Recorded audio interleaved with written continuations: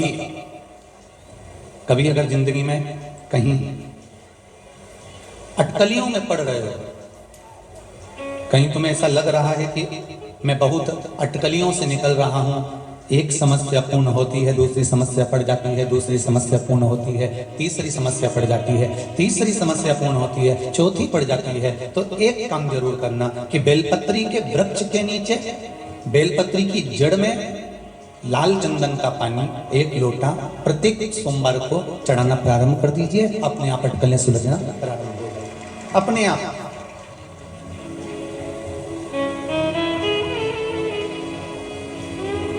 केवल 1 लोटा पानी, और उसमें भी क्या डालना है आपको, जम के बोलिए जरा, लाल चंदन, इससे ज्यादा और कुछ नहीं। इतने सालों से आप शिव महापुराण की कथा सुन रहे हो, कभी इस व्यासपीठ से आपने ये नहीं सुना होगा कि ये पैसा खर्च करना और खर्च करोगे तब भगवान मिलेगा।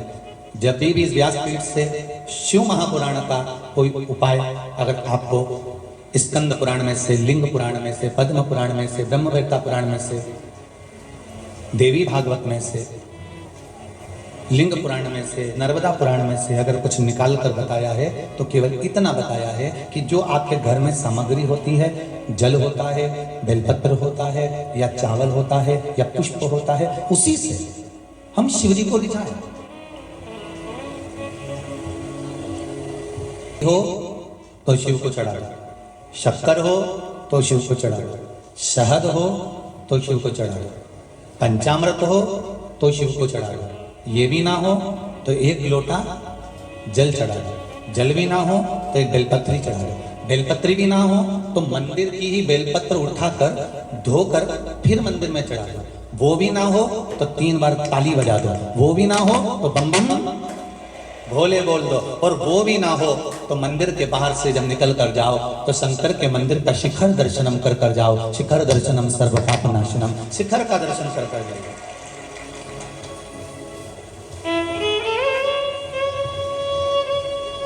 और यदि शिखर का दर्शन भी नहीं कर सकते तो शिव महापुराण की कथा यहां तक कहती है कि अगर भूल से मंदिर के सामने से भी, शिवालय के सामने से भी, शंकर के सामने से भी निकल कर चले गए तो वो भी हाजिरी भरा ही जाती है, शिव उसको स्वीकार कर लेता है।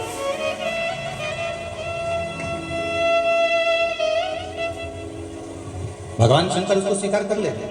अगर आप शंकर के सामने से भी निकल कर चले गए, शिव के द्वार से भी निकल कर चले गए तो भी आप उसके द्वार पर पहुंच गए, शिवालय के सामने से भी निकल गए तो शंकर प्राप्त हो गए। शिव मंदिरों में तो दरवाजे अब लगे हैं, बोलो सही है कि गलत है? शंकर जी के मंदिर में जहां शिवलिंग होता था, शिवलिंग जहां रखा होता था, शिवालय जो होता था, वहां दरवाजे का काम ही नहीं होता था। शिवालय में दरवाजे का कोई काम नहीं है। जहां शिवालय होते थे पहले वहां पर दरवाजे नहीं होते थे। आज भी कई गांवों में आप लोग अगर जाके दर्शन करेंगे तो गांव में ओटला बना हुआ है, उस ओटले पर शिवलिंग रखा हुआ है और नंदी रखा हुआ है। देखिए आप लोग, दर्शन करें आप लोग। आज भी कई गांवों में मंदिर के अंदर शंकर जी नहीं बैठे हैं, ओटले पर, मंदिर के बाहर कहीं ओटले पर, कहीं बेलपत्री के पेड़ के नीचे, कहीं पीपल के वृक्ष के नीचे, कहीं बड़ के वृक्ष के नीचे, कहीं खेत में, कहीं जमीन पर, कहीं प्लाट में, कहीं पर भी शिवलिंग रखा हुआ है और शिवलिंग की आराधना लोग कर रहे हैं।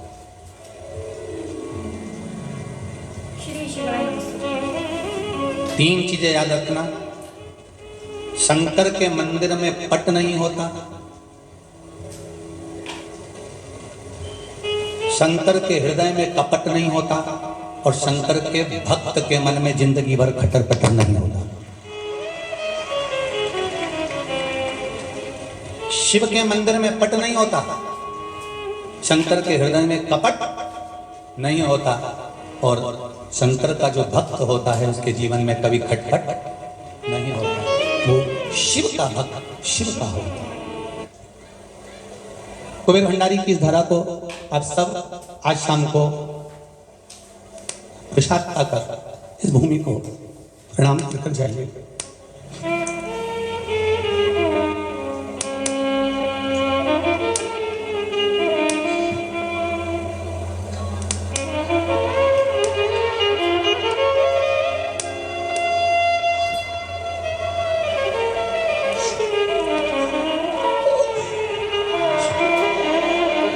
बाबा जिस कार्य से आप लोग आए हो मेरा कुबेर भंडारी 3 महीने में वापिस बुलाएगा, ये विश्वास रख कर जाइए।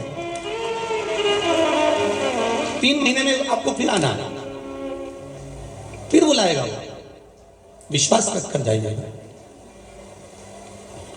वो साधारण नहीं है, बहुत देता है, दिल से देता है, कोई कमी नहीं रखता।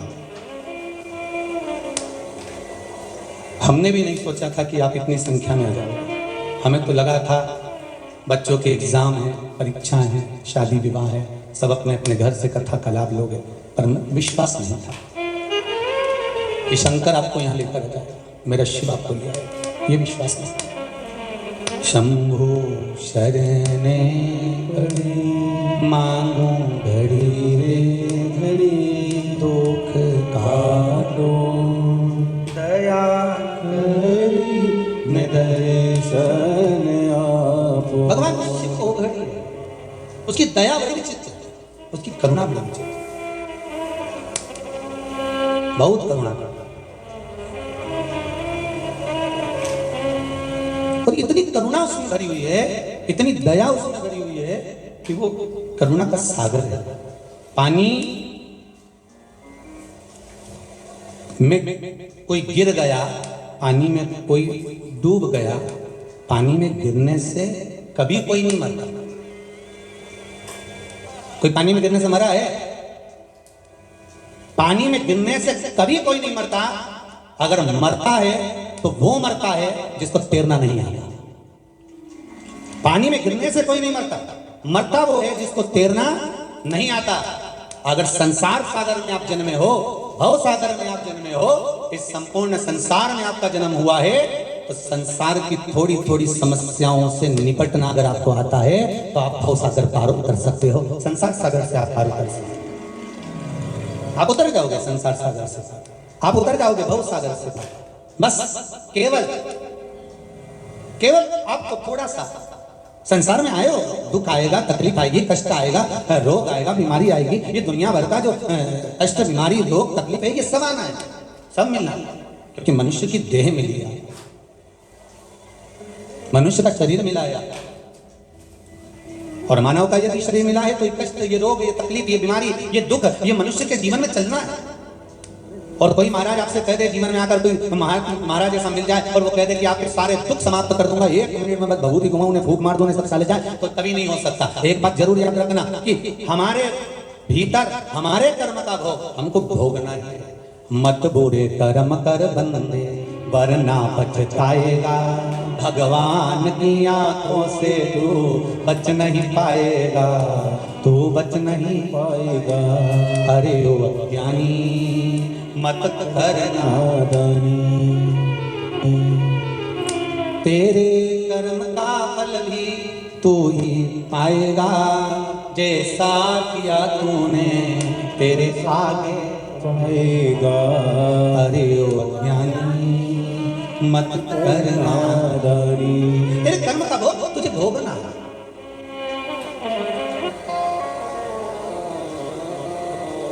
एक लोटा पानी भगवान शंकर को अवश्य चाहिए। क्या होता है? 3 दोष समाप्त होते हैं एक लोटा पानी शिव जी को चढ़ाने से। 3 दोष, पहला पितृदोष, दूसरा वास्तु दोष, और तीसरा कालसर्प दोष।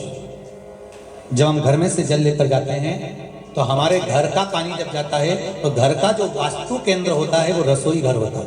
रसोई घर में से जल ले जाकर शिव जी को चढ़ाते हैं तो उससे वास्तु दोष समाप्त। दूसरे नंबर पर है पितृदोष। घर का जो मटका होता है, परिंडा होता है, हंडा होता है, वो पितरों का स्थान होता है। उस पितरों के स्थान पर जो जल भरा होता है उसमें से अगर भाग भगवान शिव को चढ़ाया जाए तो पितरों का देवता आर्यमा भगवान शंकर के कहने पर चलता है। इसलिए वो भाग जब शिव को प्राप्त होता है तो आर्यमा संतुष्ट होकर पितरों को भी फल प्रदान करता है। तीसरे नंबर पर कालसर्प दोष। भगवान शंकर को 1 लोटा पानी अगर चढ़ा रहे हो, भगवान शिव पर 1 लोटा पात्र जल का अगर चढ़ा रहे हो तो आपका कालसर्प दोष समाप्त। कालसर्प दोष होता कैसे? शंकर भगवान का चढ़ा हुआ जल तुलसी जी में चढ़ाने से पत्रिका में कालसर्प दोष हो जाता है। जैसे माँ जो होती है ना, घर की जो माँ होती है, अगर गर्भ में बच्चा है, गर्भ में संतान है, और वो शिव जी पर अगर एक लोटा पानी, जैसे शंकर जी पर जल चढ़ाया, थाली में सारे भगवान को निला लिया, गणेश जी, देवी जी, शंकर जी, सारे देवताओं को एक ही थाली में रखकर स्नान कराकर वो शंकर का चढ़ा हुआ जल जब चढ़ाया जाता है, तुलसी जी में ले जाकर लोग डाल देते हैं, उससे जो बच्चा जन्म लेता है उस बच्चे की पत्रिका में काल दोष आ जाता है। इसलिए शिव महापुराण की कथा कहती है सारे देवताओं को भले एक ही थाली में स्नान करा लो, एक ही पात्र में स्नान करा लो, पर देवाधिदेव महादेव को एक छोटे से पात्र में अलग से स्नान करा लेना चाहिए, अलग से। और उस पात्र का जल शिव जी को समर्पित करा हुआ जल तुलसी जी में नहीं डालना, तुम्हारे घर में जो पौधा हो आप उसको उसमें समर्पित कर दो। जैसे बेलपत्री चढ़ाने के बाद जल चढ़ाना या जल चढ़ाकर बेलपत्र चढ़ाना, एक पत्र है बड़ा सुंदर है, छोटा सा भाव, प्रश्न अच्छा है, आप सबके हित का।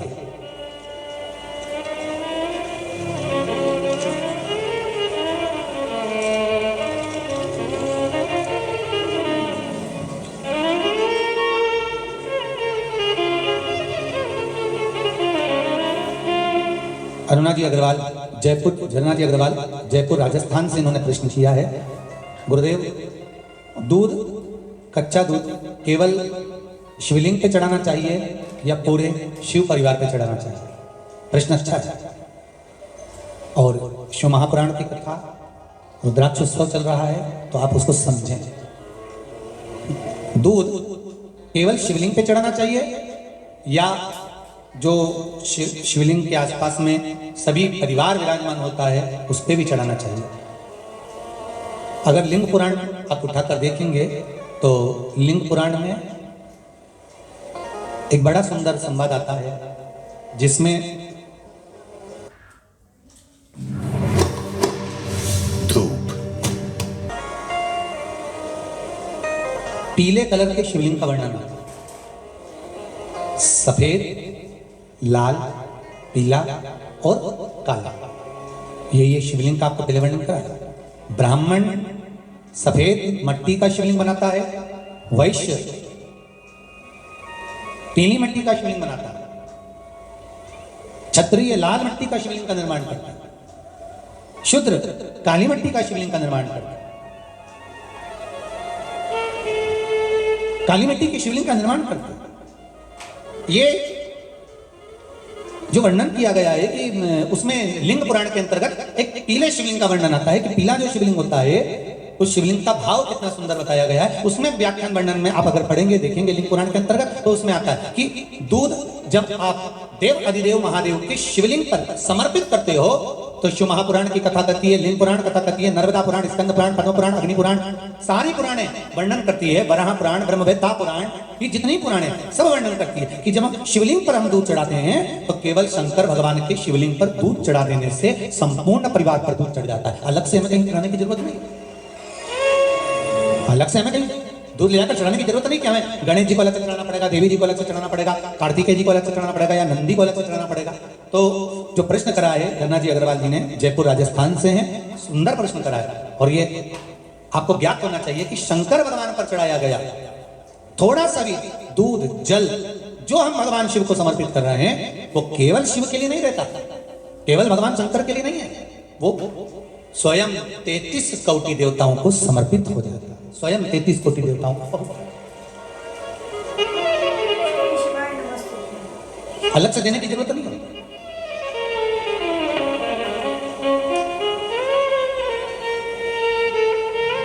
महाराज एक लोटा पानी, बेलपत्री आप शिवलिंग पर पहले चढ़ा रहे हैं, उसके बाद जल चढ़ा रहे हैं, दूसरा जल चढ़ाने के बाद बेलपत्र चढ़ा रहे हैं, ये दो अलग अलग क्रम है शंकर भगवान की पूजन के। आप समझ लीजिएगा जरा, ये प्रसंग कभी नहीं आया, आज आया है तो उसको समझ लीजिए।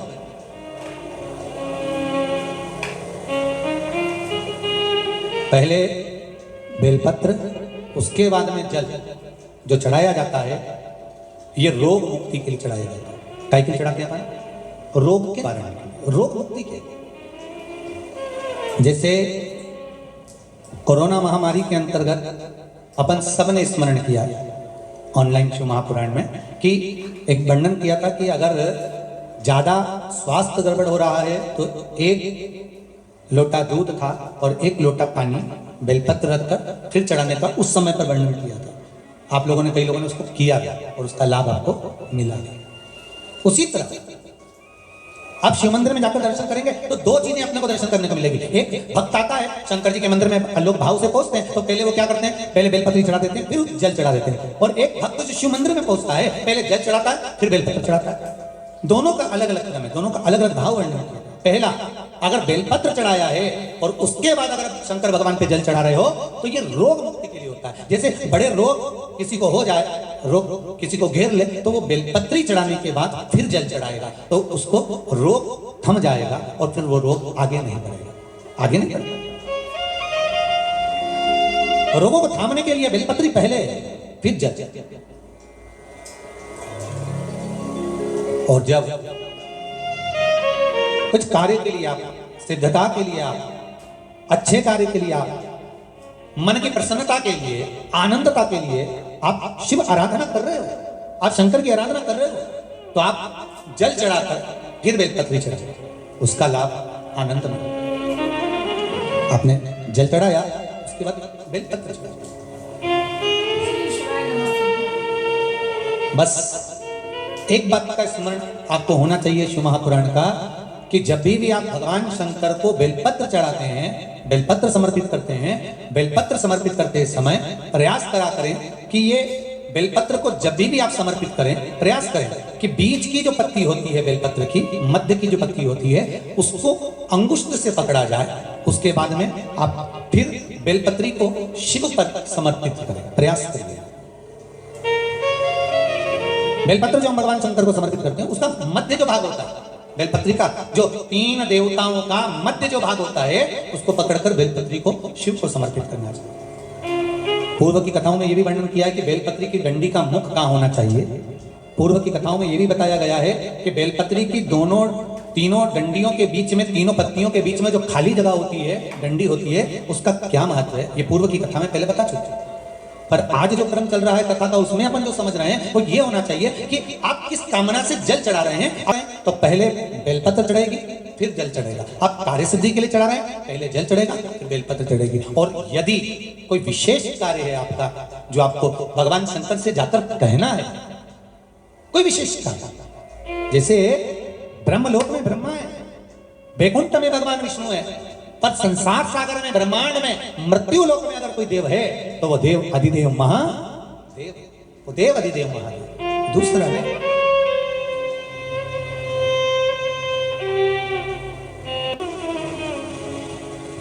शंकर का भक्त शंकर का होता है,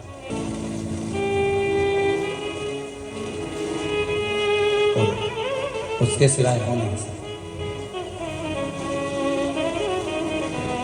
उसके दरवाजे पर पट की जरूरत नहीं है, उसके दरवाजे पर कपट की जरूरत नहीं है। और शंकर भगवान का भजन करने वाला जिंदगी में कभी कट्टर कट्टर नहीं करता, कभी कटपट नहीं हो सकती उसे। आप श्री शिवाय नमस्तुभ्यम इस मंत्र का कभी जाप कर कर देखिएगा।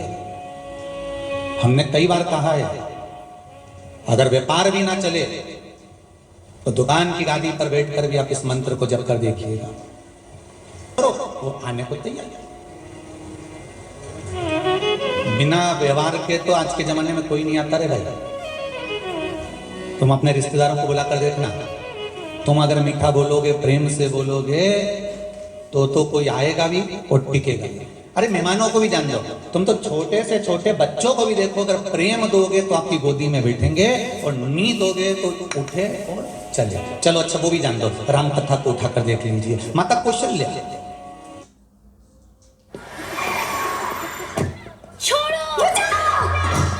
कथा को उठाकर देख लीजिए। माता कौशल्या दशरथ जी महाराज से कह रही है, स्वामी राम लक्ष्मण भरत शत्रुघ्न बाहर खेल रहे हैं, जरा मैं गई थी उनको ढूंढने के लिए, वो नहीं मिली, आप उनको लेकर आइए ना स्वामी। राम जी को लेने के लिए श्री दशरथ जी महाराज जाते हैं और दशरथ जी महाराज जैसे ही गए राम जी को लेने के लिए वैसे ही दशरथ जी पकड़ने के लिए दौड़ते हैं और राम भाग जाते हैं। दशरथ जी और दौड़ते हैं, राम और भाग जाते हैं। दशरथ जी फिर दौड़ते हैं, राम फिर भाग जाते हैं। दशरथ जी की गोद में राम नहीं आ पाए। तब कौशल्या मैया उनको पकड़ कर लेकर आई और राम जी जहां बैठे हुए थे, दशरथ जी जहां बैठे हुए थे, भोजन कर रहे थे, उस जगह पर राम जी को दशरथ जी की गोदी में बिठा देती हैं। तब दशरथ जी की गोद में राम बैठ गए। तुलसीदास जी से किसी ने पूछा कि आपने लिखा है कि दशरथ जी राम जी को पकड़ रहे थे तो राम जी हाथ में नहीं आए, दशरथ जी ने राम को गोदी में बिठाना चाहा पर राम दशरथ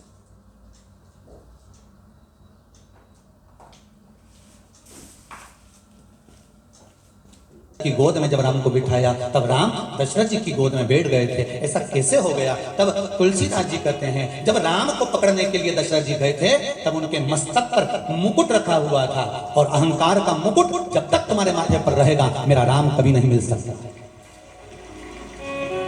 दशरथ जी ने भोजन करते समय अपना मुकुट नीचे उतार दिया और जैसे ही मुकुट नीचे उतारा और कौशल्या जी ने राम जी को गोदी में बिठाया तो राम गोदी में बैठ गए। अभिमान के मुकुट को उठाकर कहीं पटक दीजिए, अहंकार के मुकुट को उठाकर कहीं ले जाकर रख दीजिए, तब मेरे राम को पाने का प्रयास करोगे तो राम तुम्हारी गोदी में क्या तुम्हारे हृदय में जाकर बैठ जाएगा। उसको पाना बहुत सरल है, भगवान को पाना कठिन नहीं है। दुनिया के लोग कहते हैं भगवान बड़ी कठिनता से मिलता है, भगवान बड़ी मुश्किल से मिलता है, भगवान बड़ी कठिनता से मिलता है। पर शिव महापुराण की कथा कहती है एक लोटा जल, एक बेलपत्र और भगवान का नाम उच्चारण से मेरा शंकर भगवान मिल जाता है। उसको ढूंढने के लिए बहुत दूर नहीं जाना पड़ता,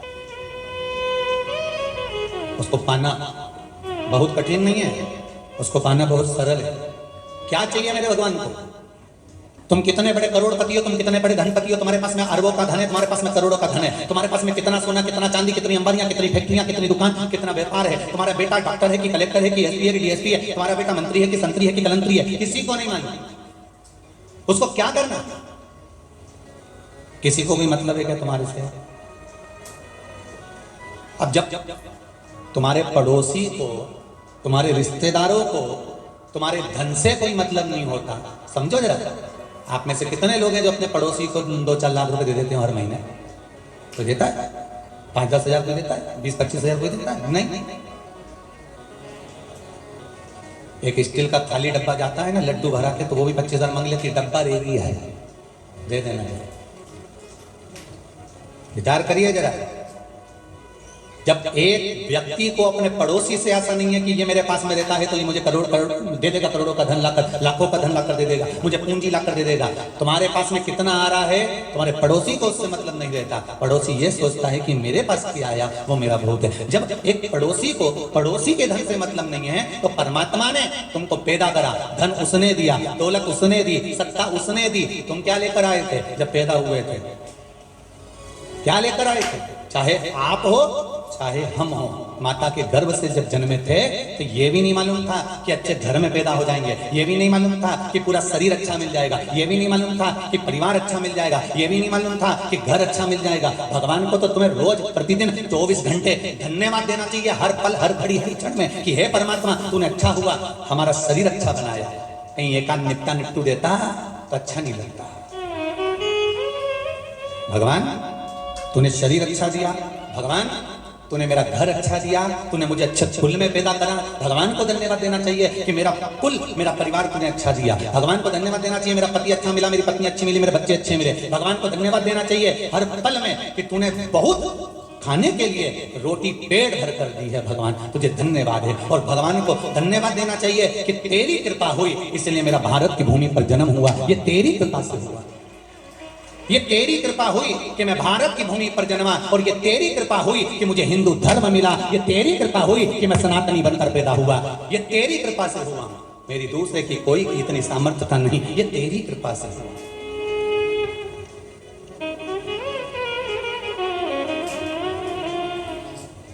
भगवान को धन्यवाद देना चाहिए। भोलेनाथ दया करना, मैं तेरे, जम के बोलो जरा, मैं तेरे भरोसे हूँ, मेरे बाबा दया करना, मैं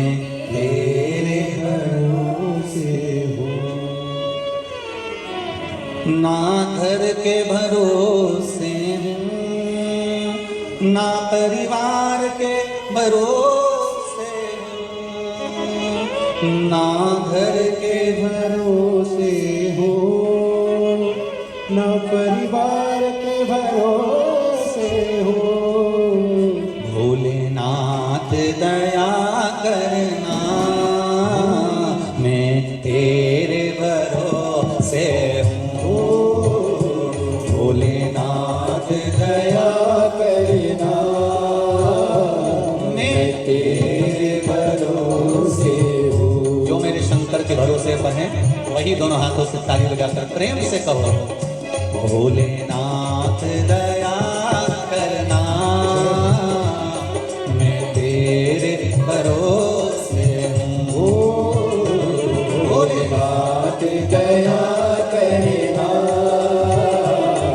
मैं तेरे भरोसे हूँ। शंभुनाथ दया करना, मैं तेरे भरोसे हूँ। शंभुनाथ दया करना, मैं तेरे भरोसे हूँ। हर हर महादेव। ना उनके भरोसे हो, ना इनके भरोसे हूँ, ना उनके भरोसे हूँ, ना इनके भरोसे हो, ना इनके भरोसे हो। भोलेनाथ दया करना, मैं तेरे भरोसे हूँ। चित्त वृत्ति किस तरह से अपने जीवन को सार्थक बनाना है, ये केवल मालिनी माँ कहती थी। तो दुनिया में लोग बहुत मिलेंगे, ढेर, कोई कमी नहीं है दुनिया में लोगों की, हर तरह के मिलेंगे। कोई आपको परमात्मा के पास ले जाकर छोड़ेगा तो कोई आपको अपनी ओर आकर्षित करने का प्रयास करेगा। पर एक बात अपनी बुद्धि में बिठा कर रखना, अपने हृदय में बिठा कर रखना कि हमें दुनिया की ओर आकर्षित नहीं होना। अगर होना है तो हमारे देव अधिदेव महादेव की ओर आकर्षित, हमें नहीं भटकना।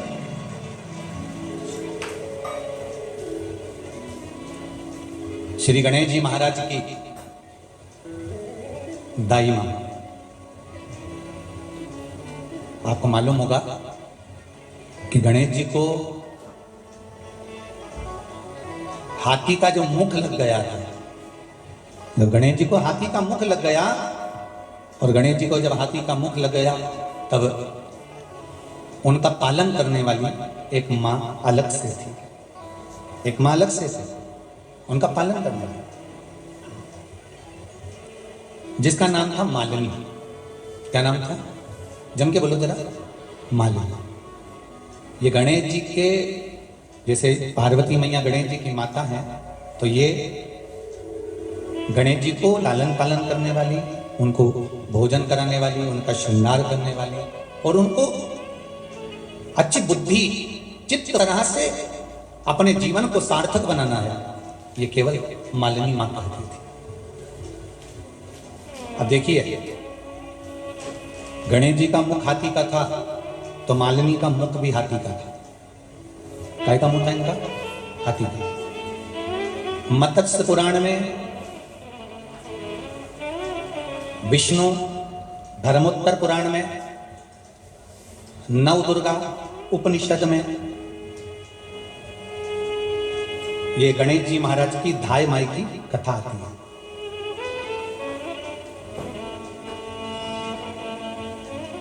आज के समय में आप लोगों को कथा जब कुछ सुनाते हैं कि ये उपाय कहाँ से बोल रहे हो या ये कथा कहाँ से बोल रहे हो, तो पुराणों का नाम भी बता देते हैं जिससे आप लोग उसमें ढूंढ सकें। नहीं तो आजकल के लोग तो काली मिर्ची लेके बैठे रहते हैं। तो इसलिए आपको समझ आ जाए कि किस जगह से बोल रहे हैं, बाद में बताने की जगह इसलिए कथा में आजकल पहले बता देते हैं कि ये जो शंकर भगवान के यहाँ गणेश जी की जो सेवा करती थी मालिनी, उसका चेहरा हाथी का था। ये कौन कौन से पुराण में मिल रहा है? तो कहा मत्स्य पुराण में, विष्णु धर्मोत्तर पुराण में, नवदुर्गा उपनिषद में ये मालिनी माता की कथा है।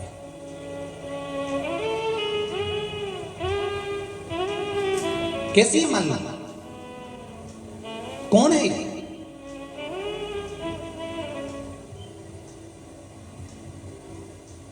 कहां रहती थी?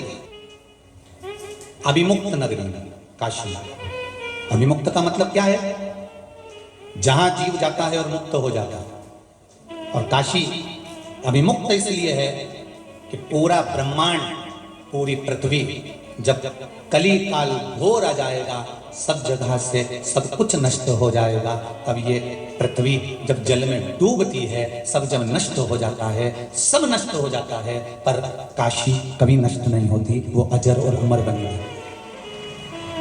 काशी सतयुग में भी थी, हमारे वेद और पुराण उठाकर देख लीजिए। काशी सतयुग में भी थी, काशी त्रेता में भी थी, काशी द्वापर में भी थी, और काशी कलयुग में भी है। और कलयुग चले जाएगा, फिर सतयुग आएगा, तो काशी काशी ही रहेगी, काशी कहीं नहीं जाएगी। शंकर का गुणगान करने वाला, शंकर का स्मरण करने वाला, शंकर का भजन करने वाला, शंकर के नाम का जाप करने वाला, शंकर की स्तुति करने वाला, शंकर का भजन करने वाला, शंकर को एक लोटा पानी चढ़ाने वाला, भले संसार कहीं पर भी चले जाए, और शिव का भगत अजर है, अमर है, और वो रहे, उसका कुछ बिगड़ने वाला नहीं। कंस में और रावण में एक ही अंतर था। कंस कभी शंकर की पूजा नहीं करता था। रावण राक्षस होकर ब्राह्मण कुल में जन्म लेने के बाद भी राक्षस प्रवृत्ति धारण कर शंकर की पूजन करता था। इसलिए आज भी पूरे भारत की भूमि पर जितना लोग कंस को याद नहीं करते, उतना कहावतों में, बात बात में और दशहरे पर रावण को याद करते हैं, क्योंकि शिव का भगत था। तुम चाहे कुछ भी करो, पर रावण को भुला नहीं पाओगे।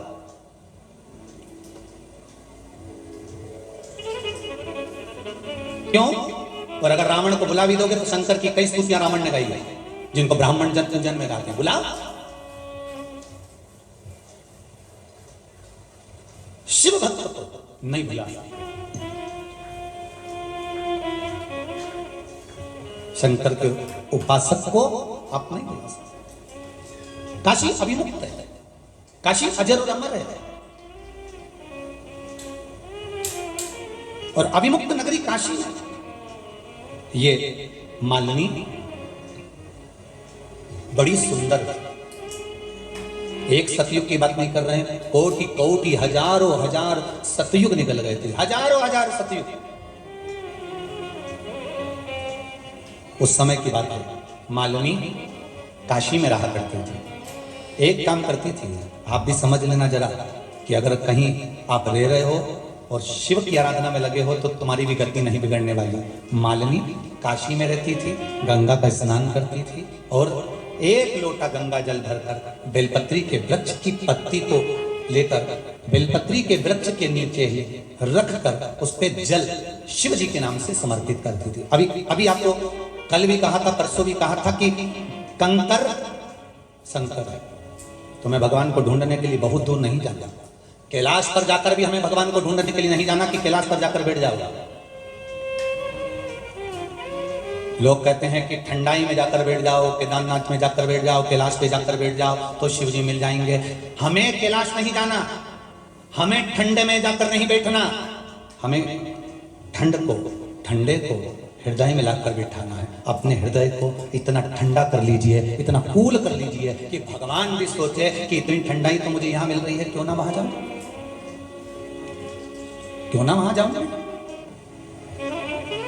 चैत्र महीने में माता रानी के मंदिर में कई लोग जल चढ़ाने जाते हैं। बोलो सही है गलत है? शीतला सप्तमी के दिन माता रानी के मंदिर में कई लोग जल चढ़ाने जाते हैं।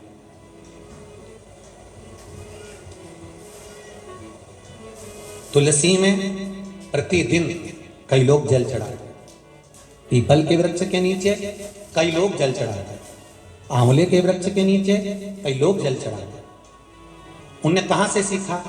सास चढ़ाती थी, इनने सीख लिया। मम्मी चढ़ाती थी, इनने सीख लिया। पर कभी भविष्य पुराण उठाइए, कभी अग्नि पुराण उठाइए, और भविष्य पुराण और अग्नि पुराण को उठाकर देखो, स्कंद पुराण को उठाकर देखो, उसमें आपको वर्णन मिलेगा कि हम एक लोटा पानी किसी वृक्ष के नीचे जब समर्पित करते हैं, आपको लगेगा कि सीओर वाले महाराज जी तो इसलिए बोल रहे होंगे कि पेड़ पौधे बड़े हो जाएंगे पानी डालने से। वो अपनी जगह वृक्षारोपण तो करना चाहिए। आज इतनी धूप में बैठ रहे हो ना, अगर पेड़ लगे होते तो छांव होती कि नहीं होती। और अभी बन रहा है, वृक्ष लगेंगे तो वृक्ष लगाओ, जल भी दो, सब कुछ करो, पर उससे हटकर भी थोड़ा विचार करिए कि हमारे शास्त्र क्यों कहते हैं कि पेड़ों में पानी दीजिए, वृक्ष में जल दीजिए। आप आंवले के पेड़ के नीचे जाओ, चाहे किसी भी वृक्ष के नीचे जाते हो, एक लोटा पानी अगर चढ़ाते हो तो उसका भी लाभ मिलता है। तुलसीदास जी की कथा को उठाकर देखिए, गंगा जी के घाट पर रहते थे, लोटे में बचा हुआ पानी बेर के पेड़ के नीचे डालकर चले जाते थे। बड़ी कथा किसने पढ़ी है? बेर के पेड़ के नीचे डालकर चले जाते पढ़िए। और बेर के पेड़ के नीचे जो बचा हुआ पानी होता था, जरा विचार करिए, सोच करने के लिए गए हैं, निवृत्ति के लिए गए हैं, और बचा हुआ पानी पेड़ के नीचे पटक जाते थे। अब विचार करो, ये बेर का पेड़ जिसके नीचे वो गंदा पानी डाल रहे हैं, सोच निवृत्ति का बचा हुआ जल पटक रहे हैं, तो इससे क्या लाभ होगा? पर उसका भी यहां प्रमाण कर दिया कि जिस पेड़ के नीचे पानी पटक कर जाते थे बचा हुआ, सोच कर्म का लोटे में बचा हुआ पानी वो वहां डाल कर जाते थे। एक दिन उस बेर के पेड़ में से एक प्रेत उत्पन्न हो गया, और प्रेत उत्पन्न हुआ, भूत उत्पन्न हुआ, और प्रेत उत्पन्न करता कहता है तुम कौन हो? तो तुलसीदास जी को डराया। तुलसीदास जी ने पूछा, भैया ये तो बता, सीताराम बोल, और ये बता कि तू है कौन? उसने कहा, मैं प्रेत हूँ, इस पेड़ के नीचे रहता था, बहुत प्यासा था, मुझे आज तक किसी ने जल नहीं दिया, पर तुम रोज मुझे जल देते थे, मैं प्रसन्न हो गया, मांगो तुम्हें क्या चाहिए? तुलसीदास जी मन में सोचे, खुद तो भूत है, खुद तो प्रेत है, खुद तो भूत है, और भूत और प्रेत मुझसे कह रहे हैं कि तुम्हें क्या चाहिए, बताओ तुम्हें क्या चाहिए? तुलसीदास जी कहने लगे, मुझे कुछ नहीं चाहिए, तेरे उद्धार हो जाए वही बहुत है। अरे प्रेत बोला, मेरा उद्धार तो हो जाएगा, पर तुलसीदास तुमने मेरे को जल दिया है, तुम बोलो तुम्हें क्या चाहिए? तुलसीदास जी ने मन में विचार करा, ऐसा होता है कि पानी डालने से भी कोई पैदा हो जाता पेड़ के नीचे से? क्या दोगे तुम मुझे? तुम दे सकते हो तो मैं मांगूंगा। तुलसीदास जी ने कहा, अगर देना है तो जिस राम कथा का मैं स्मरण करता हूं, और उस राम कथा में जो हनुमान जी की वर्णन करता हूं, उस हनुमान का एक बार मैं दर्शन करना चाहता हूं। तुलसीदास कहते करा। अब कहां भूत कहां हनुमान, दोनों अलग अलग विपरीत दिशा से। भूत पिशाच, जम के बोलो, भूत पिशाच निकट नहीं आवे, महावीर जब नासे रोग करे जो सुने। अब कहां भूत है और कहां हनुमान? प्रेत ने कहा हनुमान जी का दर्शन करना, ओ 80 घाट पर जाना, यहां से आगे के घाट पर सीढ़ी पर एक बुढ़ा सो रहा होगा, कम्बल ओढ़ कर, बस वही है। तुलसीदास जी बोले, वो तो बुढ़ा है। प्रेत बोला, बस दिक्कत तो वही है, जाओ तुम देखो तो सर। आज तुलसीदास जी चले, उनके कम्बल के पास में लात रखाई, हाथ थोड़ा सा टच हुआ हनुमान जी महाराज का, और हनुमान जी उठकर बैठे, सीताराम सीताराम सीताराम करके जैसे ही बैठे, तुलसीदास जी ने चरण पकड़कर बोला, तुम हनुमान हो? हनुमान जी ने तुलसीदास को हाथ पकड़कर बोला, पहले ये बता कि मेरा एड्रेस बताया किसने? पहले ये बता, मैं आराम से सो रहा था, मुझे लोग नहीं पहचानते थे। दुनिया के लोग इतनी सरलता में नहीं पहचान सकते कि आप क्या हो। मुझे नहीं पहचानते थे, तो तुझे किसने बताया कि हनुमान ही है? तुलसीदास जी बोले, वो बेर के पेड़ के नीचे रोज सोच कर्म कर आता था, निवृत्ति कर आता था, तो लोटा जो था ना, थोड़ा सोच कर्म करने के बाद में थोड़ा सा जो पानी बच जाता था, मैं बेर के पेड़ के नीचे डाल देता था, तो उसमें से एक भूत निकला, प्रेत निकला। हनुमान जी बोले, प्रेत? हाँ। उसने एड्रेस बताया? हाँ। जिससे विवाद होता है ना, उसकी पूरी खबर रखी जाती है कि यह कर क्या रहा है। प्रेत हनुमान जी की खबर रखता था, हनुमान जी प्रेत की खबर रखते थे। तो हनुमान जी ने कहा, ये बताओ तुलसीदास, तुम माँ बेर के पेड़ के नीचे क्या करने गए ना? बस आते आते पानी डोल देता था। जाओ तुलसीदास, ऐसी रामचरितमानस की रचना करोगे कि दुनिया में अवधि भाषा में इतिहास रच जाएगा। जाओ तुलसीदास, तुम वो रामचरितमानस की रचना करोगे कि पूरे भारत की भूमि पर, पूरे विश्व में इतिहास रच जाएगा। Cake, caps, definitely balloons. All set for the big day. Wait a minute. इतिहास रचा उस रामचरितमानस ने कि रामचरितमानस जब तैयार हुई और उसको लेकर सबसे पहले काशी पहुंचे तुलसीदास जी, तो वहां के ब्राह्मणों को दी गई कि ये लो रामचरितमानस। और ये तो ब्राह्मणों ने कहा इसमें संस्कृत नहीं है, अवधी भाषा में लिखी हुई है, हम इसको स्वीकार नहीं करते। एक ब्राह्मण ने विचार करा, भले अवधी भाषा में लिखी है पर लिखी तो प्रभु का नाम ही है। एक काम करते हैं, सारे पुराण सारे शास्त्र सब काशी विश्वनाथ के मंदिर में रखे जाएंगे, सबसे नीचे रामचरितमानस रखी जाएगी, मंदिर में ताले लगाए जाएंगे। अगर विश्वनाथ इस रामचरितमानस को स्वीकार कर लेंगे, सबसे ऊपर अगर ये आ गई तो हम समझेंगे कि विश्वनाथ जी ने करी है और हम इसको फिर संसार में प्रकाशित करवा देंगे। ठीक है, मंजूर है। मंदिर में सबसे नीचे रामचरितमानस रखी, उसके ऊपर सारे पुराण सारे वेद सारे शास्त्र रखे गए। सब कुछ रखने के बाद में मंदिर में ताला लगाया गया। चाबी काशी नरेश के पास पहुंच गई, राजघराने में चाबी पहुंची। दूसरे दिन काशी नरेश दरवाजा खोलने के लिए गए। तुलसीदास जी तो मंदिर से कोसों दूर थे। दरवाजा जब खुला था, सारे पुराण और शास्त्र नीचे थे और रामचरितमानस सबसे ऊपर रखी हुई थी। रामचरितमानस सबसे ऊपर रखी हुई थी, तो भी विश्वास नहीं हुआ ब्राह्मणों को। तब काशी के ब्राह्मणों ने विचार करा ये अवधी भाषा की चलेगी नहीं, और रामायण दे दी काशी नरेश ने तुलसीदास जी के हाथ में। तुलसीदास जी ने वो रामायण ले जाकर अपने कक्ष में रखी। तो कुछों ने विचार करा कि अगर ये रामायण ज्यादा चल गई तो अपनी आफत हो जाएगी, फिर कौन पढ़ेगा इस संस्कृत को। तो इस अवधी भाषा की रामायण में एक काम करो, आग लगवा दो। तुलसीदास जी की कुटिया में चोरों को भेजा गया, डाकुओं को भेजा गया, मसाल ले लेकर पहुंचे रामचरितमानस में आग लगाने के लिए। जब रामचरितमानस में आग लगाने के लिए पहुंचे, जैसे ही पहुंचे तो आराम से सो रहे थे और तुलसीदास जी की कुटिया पर एक बंदर बैठा हुआ था, जिसने मसाल ले लेकर आए थे, इनको मसान पहुंचा दिया। मसान लेकर आए थे और मसान पहुंचा दिया। पूंछ में दबा दबा कर घसीट घसीट के चटनी बनाकर रगड़ कर, देखो हड्डी टूटे ना चल जाए, पर व्यक्ति चारों तरफ से जब घसीटा राम हो जाए ना तो नहीं चले। ऐसा घसीटा ऐसा घसीटा ऐसा घसीटा, सब भाग गए। जा जाके सबने कह दिया अपने बस की नहीं है। उस दिन तुलसीदास जी ने कह दिया, हनुमान से कहा, हनुमान आपने मेरी रामचरितमानस की रचना करी है, ये रक्षा करिए। हनुमान जी कहने लगे, सुनो तुलसीदास, आज काशी के इस शिवालय के सामने ये बजरंगी हनुमान संपूर्ण जनमानस से कहता है, संपूर्ण विश्व से कहता है, ये रामायण की रक्षा मैंने तुम्हारी कुटिया में अकेले नहीं करी है, जिसके घर में रामचरितमानस रखी होगी उसकी छत पर हनुमान बैठ कर रक्षा करता रहेगा, उसकी छत पर बैठकर हनुमान रक्षा करता रहेगा।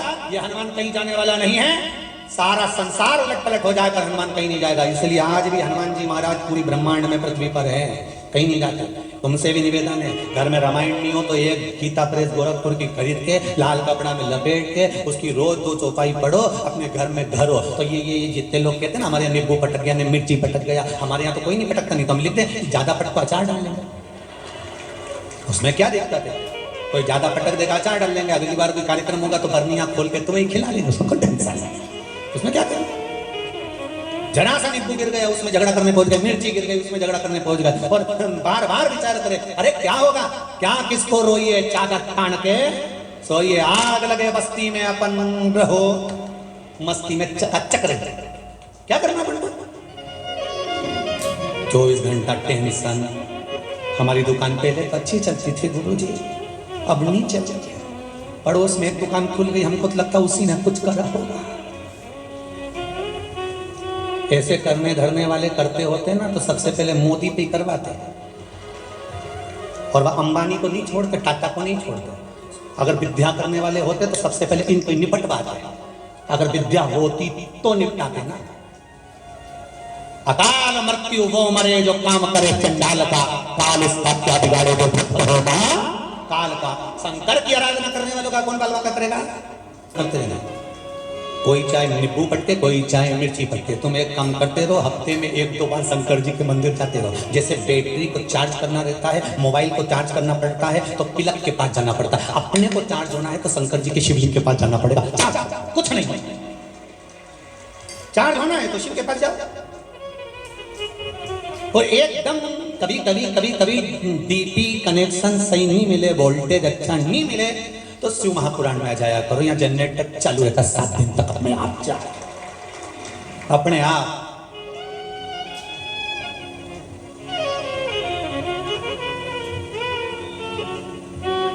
भोलेनाथ दया करना, मैं तेरे भरोसे हूँ। शंभुनाथ दया करना, मैं तेरे भरोसे। शिव कृपा होती है तब कुछ कार्य होता है। आज सुबह एक जम्मू से कोई आए थे, कह रहे थे गुरुदेव राम जी पर्चा इतना सारा है नहीं, सब खो गया, पढ़ूं किसको। तो वो कह रहे थे, कहा गुरु जी मेरी पत्नी ने पशुपति व्रत करे थे मेरे प्रमोशन के लिए, जिस वो शायद आदमी में है और अच्छी श्री शिवाय तो आप ही हैं, जम्मू से आए हैं। हाँ गुरु जी मेरी पत्नी ने पशुपति व्रत करे थे, 1000 लोग उस एग्जाम में बैठते हैं और तब एक का हो पाता है। कोई उम्मीद नहीं थी गुरुदेव, पर उसको करा और करा तो 1000 में से एक ही निकल कर बाहर आया। ये शिव की कृपा। बहुत बहुत बधाई हो आपको कमांडेंट बनने की, बाबा की कृपा दृष्टि बनी है। हर हर महादेव। विराज शिवतानी है और घड़ी है। भोलेनाथ दया करना, मैं तेरे भरोसे। शंभुनाथ दया करना, मैं तेरे भरोसे। मान ली एक लोटा पानी पेड़ के नीचे चढ़ा दिया। अच्छे से समझ लो, ये तो हनुमान जी की कथा से समझे कि पेड़ के नीचे भी एक लोटा पानी चढ़ाया है तो वहां से भी कुछ ना कुछ प्रकट है। कंकर में शंकर है। विश्वास लेकर अगर कुछ दे रहे हो तो ये पक्का है कि विश्वास रखकर वो भी तुम्हारे लिए खजाना दिखाई ही देगा। तुम विश्वास रखो तो रखो विश्वास। जब तेरा और एक निवेदन है, जहां तक आवाज जा रही हो, मंदिर प्रांगण में कहीं जगह खाली नहीं है। बाहर जहां कहीं तुमको जगह मिलती जाए वहां बैठते जाओ और कथा सुनो। समापन 4 बजे बाबा का नाम लेना, प्रणाम करना, बाबा से कह देना तेरी कृपा है, इतनी दया जरूर करना। सुना है मैंने तो 3 महीने में वापस बुला लेता है, आने को मैं तैयार बैठी हूँ। तो बुला ना। इस साल बोरियां भरा रही हैं पत्रों की, कितने तो उधर दे दिए, कितने ऑफिस में दे दिए, कितने यहाँ धर दिए, ढेर। और सारे पत्रों में इतनी सुंदर सुंदर बात लिखी है, मैं क्या वर्णन करूं आपको, बता क्या बोलूं। हर पत्र में वर्ष की आयु में रामायण की रचना करी थी। कितने वर्ष में? 80 साल की आयु में तुलसी बाबा रामचरितमानस की रचना करते हैं। जरा विचार करिए कि विचार नहीं कर, सोचा नहीं होगा कि मैं ये कर सकूंगा। अर्थात जब तक शिव कृपा ना करे तब तक कुछ नहीं हो सकता। ये जो वृक्ष के नीचे मालिनी एक बेलपत्र रखकर उस पे लोटा जल चढ़ा रही। कई लोग अपने अपनी भाषाओं में कहते हैं, हम लोग अगर इस व्यासपीठ से पीपल के वृक्ष की गणना करते हैं, पीपल के वृक्ष की महत्वता बताते हैं, पीपल के वृक्ष की कई बार पीपल की महत्वता बताई तो कई लोग उसका भी विरोध करने लगते हैं कि बताओ क्या पीपल के पेड़ में ऐसा हो जाता है, क्या पीपल के पेड़ में ऐसा हो जाता है, क्या आंवले के पेड़ से ऐसा हो जाता है। अरे कंकर में शंकर है और तुम्हारे हृदय में अगर विश्वास पक्का है तो शंकर तो कहीं से भी बना सकता है। केवल अगर विश्वास है तो मानो तो गंगा माहू, ना मानो तो बहता। आप मानो तो गंगा, ना मानो तो पानी। आपको कथाओं में कहा कि 2 पिछली बार बांटे थे, लोगों को उसका लाभ मिला, इसलिए इस बार भी बांट रहे हैं। पर बहुत ज्यादा मात्रा में लोग आ गए, इसलिए रुद्राक्ष का वितरण अभी नहीं कर रहे। इसके लिए ऑनलाइन देने वाले थे, वो भी नहीं पहुंचा रहे हैं, क्योंकि कई लोग इसका गलत फायदा उठाते हैं और रुद्राक्ष देने जाते हैं 2-2, 5-5 हजार रुपए लेकर आ जाते हैं। हमें वो ठीक नहीं लगता। निवेदन है इस रुद्राक्ष उत्सव का रुद्राक्ष नए संवत्सर से जो नया संवत्सर आ रहा है, चैत्र का सुंदर महीना जो प्रारंभ होगा, देवी जी जिस दिन से बैठेगी उस दिन से लेकर 8 महीने तक लगातार कभी भी आप टिकट करा करा जाना। यहाँ एक काउंटर बना दिया जाएगा। 8 महीने में जब तुम्हें फुर्सत मिले, महीने में जब तुम्हें फुर्सत मिले उस दिन टिकट करा कराना। बाबा के धाम में आकर कड़ी खिचड़ी खाकर जाना, कुबेर भंडारी को भोग लगाना, कंकर शंकर का स्मरण करना, अपनी आईडी दिखाना, रुद्राक्ष लेना और चले जाना। कितने महीने तक बटेंगे? 8 महीने तक। 13 घंटा। एक लोटा पानी शंकर भगवान पर चढ़ाओ, चाहे बेलपत्री के पेड़ के नीचे चढ़ाओ, चाहे किसी वृक्ष में आप जल चढ़ा रहे हो, वो खाली नहीं जाएगा। तुलसीदास जी ने बेल के पेड़ के नीचे जल चढ़ाया था तो उनको राम मिल गए, हनुमान मिल गए। तो आपको हम क्या, आप चढ़ाओ जल, चढ़ाओ बेलपत्री के नीचे जल। मालिनी ने 1 लोटा जल काशी की पावन धरा पर बेलपत्री को रखकर जल चढ़ाती थी। एक दिन महा स्वयं मां लक्ष्मी प्रकट हुई। बेलपत्री के वृक्ष की जड़ में लक्ष्मी का निवास है। बेलपत्री की मध्य भाग में, वृक्ष के मध्य भाग में माता पार्वती का निवास है, और बेलपत्री के सबसे ऊपर के भाग में जहां अंतिम छोर हो वहां सरस्वती का निवास है। ये बेलपत्री के वृक्ष की गणना है। श्री शिवाय नमस्ते। माँ बेटी आ गई माता लक्ष्मी, क्या चाहिए तुमको? कौन हो तुम? मेरा नाम मालिनी है। मालिनी? हाँ, क्या चाहती हो? बस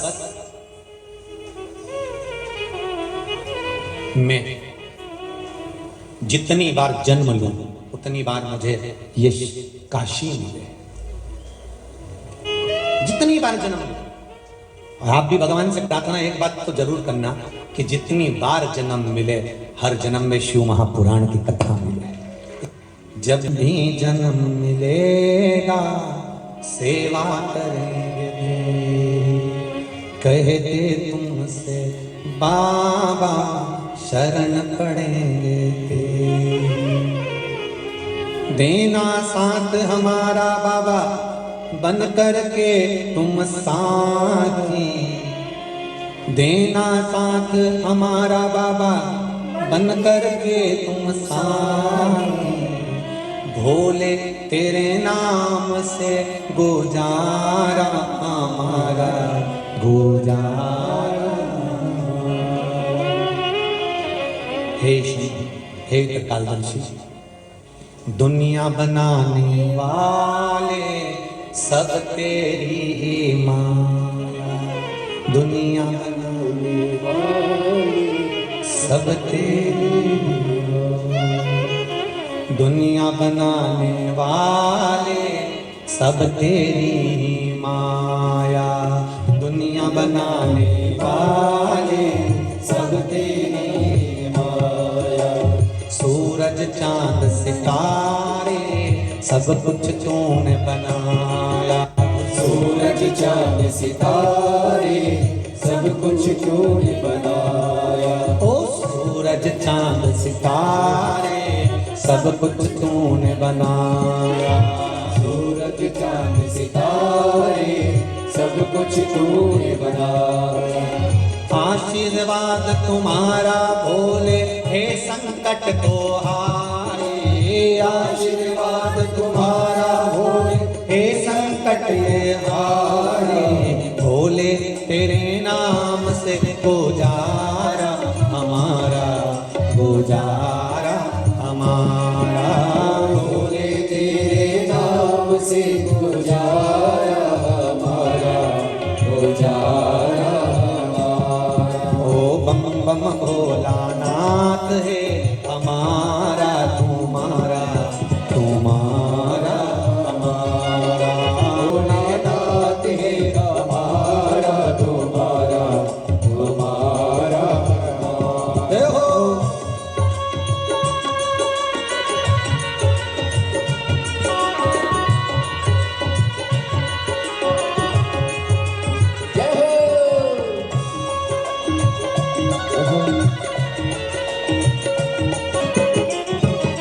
जब भी जन्म मिलेगा सेवा करेंगे तेरी।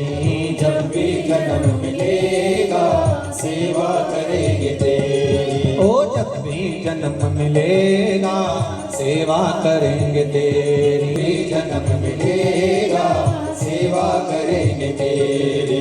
कहते तुमसे बाबा शरण रहेंगे तेरी। महाराज मालिनी एक लोटा पानी चढ़ाती लक्ष्मी जी प्रकट हुई। माता लक्ष्मी जी ने कहा, मालिनी मंगो, तुमको क्या चाहिए बोलो, क्या दिया जाए आपको, आपको क्या प्रदान किया जाए। अब आपको दे क्या हम ये बताइए।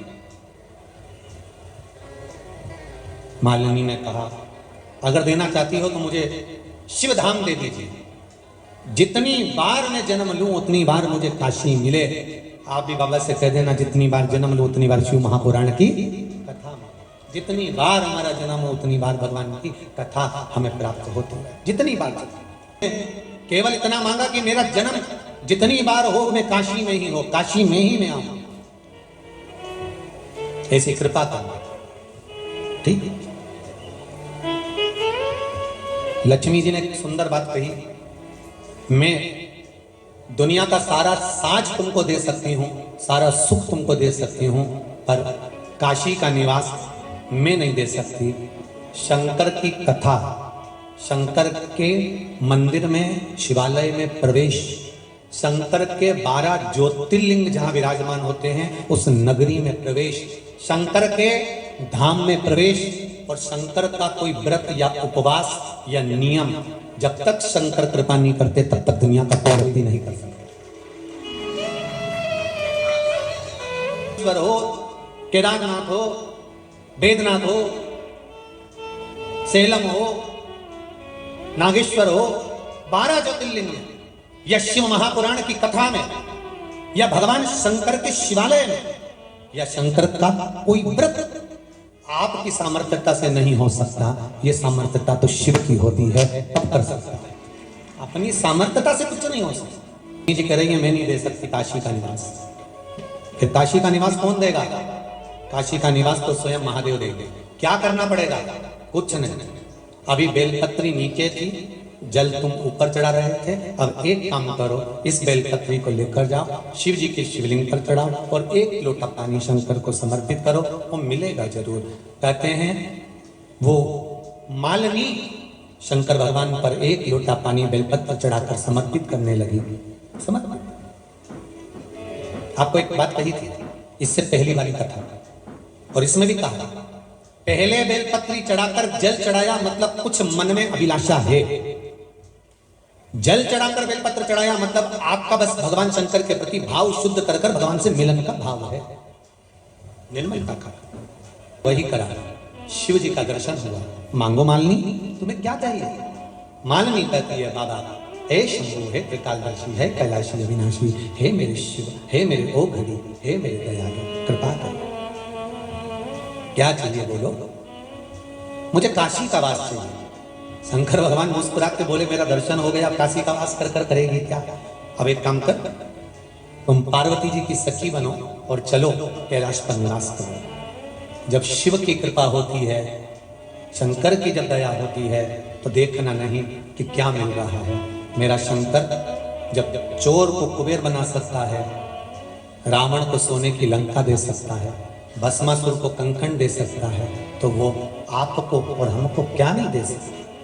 आप उससे प्रार्थना तो करो। पपड़ी का डब्बा दिवाली पे ज्यादा दोगे तो वही सोन पपड़ी घूम के तुम्हारे घर में वापिस आ जाएगी। सही है कि गलत है? वही सोन पपड़ी दे के देख लेना, घूम फिर के वही सोन पपड़ी आखिर में तुम्हारे पास आ जाएगी। भले डिब्बा का कलर चेंज हो रहेगी, वही सोन पपड़ी आएगी जो दिए। जैसा दोगे वैसा मिलेगा। राम कहोगे तो राम मिलेगा, शिव कहोगे शिव मिलेगा, कृष्ण कहोगे कृष्ण मिलेगा, और हर हर महादेव कहोगे तो हर हर महादेव मिलेगा, वो मिलेगा। महाराज मालिनी, शिव जी कह रहे कहां तू? वापिस काशी मंग रही, चल मेरे साथ शिव के धाम। कैलाश ले गए, भगवान शंकर ने उसको कैलाश पर ले जाकर रखा। तो मालिनी चलते चलते एक शब्द कहती है, मैं सुंदर हूं, नारी हूं, मेरी सुंदरता का कहीं मुझे अहंकार ना आ जाए, मेरे शीश को आप हाथी का लगा दीजिए। शंकर भगवान ने कहा, मैं तुम्हें गज का शीश लगा देता हूं। और यहाँ हमारा शास्त्र कहता है कि मालिनी को हाथी का मुख लगा था और वो मालिनी गणेश जी महाराज की परवरिश करती है। परवरिश। जब गणेश जी महाराज बड़े हो गए, रिद्धि सिद्धि को लेकर आ गए, तब माता पार्वती के पास प्रणाम करने गए।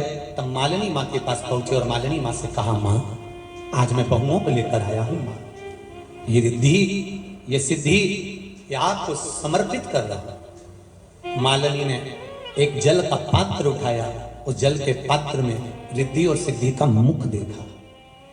शिव महापुराण की कथा कहती है, अग्नि पुराण, विष्णु पुराण, पद्म पुराण, नर्मदा पुराण, ब्रह्मवेत्ता पुराण, नारद पुराण आदि कादि की जितनी पुराणे वर्णन करती है, एक बात बड़ी सहजता में कहती है कि जो पूजन में कलश रखाता है, उस कलश में जो जल भराता है, नवरात्रि में आप जो कलश की स्थापना करते हो, गणेश जी के समय पर कलश की स्थापना करते हो, सत्यनारायण कथा में कलश की स्थापना करते हो, उस कलश में जो जल भराता है वो जल साधारण नहीं होता, उसमें रिद्धि सिद्धि दोनों आकर विराजमान हो जाती है जब हम स्थापना करते हैं। Full sleep, Rexa. Not in my job description. जब इस धरती पर कोई पीसफुली नहीं सोता, हम स्थापना करते हैं तो रिद्धि सिद्धि उसके अंदर आकर विराजमान हो जाती है, रिद्धि सिद्धि उसमें बैठ जाती है, उसमें विराजित हो जाता है। इसलिए हमारा शास्त्र यहां वर्णन करता है कि कहीं तीर्थ में जाओ, गंगा जी के घाट, यमुना जी के घाट, नर्मदा जी के घाट, सरयू जी के घाट, कहीं पर जाओ, वहां से जल लेकर आओ और उस जल का जो भाग है वो अपने घर में छींटना चाहिए। आप लोग भी छींटते होंगे, कोई पवित्र नदी का जल आता होगा तो छींटते। उसका कारण क्या है? क्योंकि हम कलश में लाएं, बोतल में लाएं, अर्थात उसमें जो जल आया है उसमें रिद्धि सिद्धि समाहित होकर आए, उसमें रिद्धि सिद्धि समाहित होकर जुड़कर, साधारण नहीं हो जाए।